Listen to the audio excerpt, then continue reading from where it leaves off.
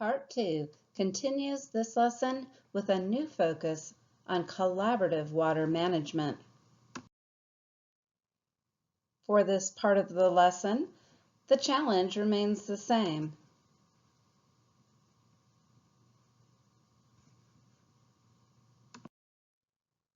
But at this step, new groups of students will be formed composed of one of each stakeholder represented.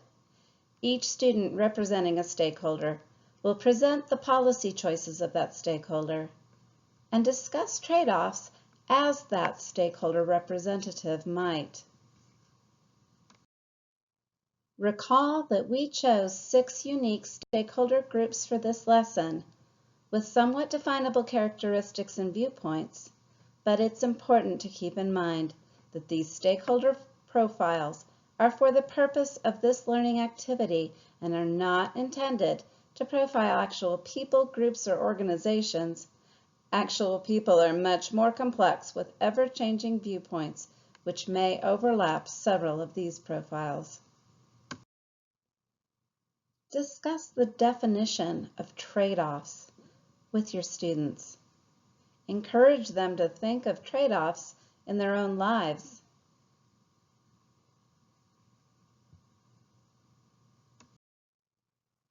Here's where skills for collaboration can really be practiced.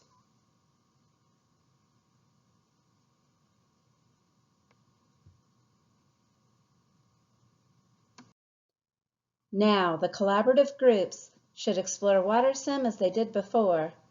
Remind students that they are each still representing their stakeholder group in these decisions.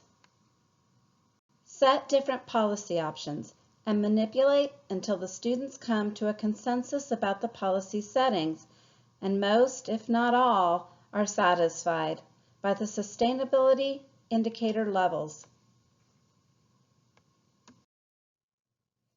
Each group now reviews these questions and presents a 2 to 3 minute summary of their collaborative group results. Continue to Part 3. For Part 3, the challenge remains the same: to manage through policy choices for sustainable water in the year 2050.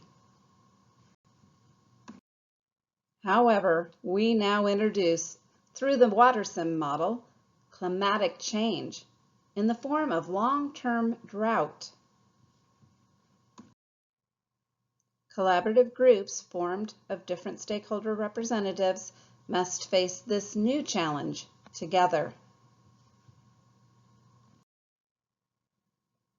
Again, encourage the groups to use communication and collaboration skills to build consensus.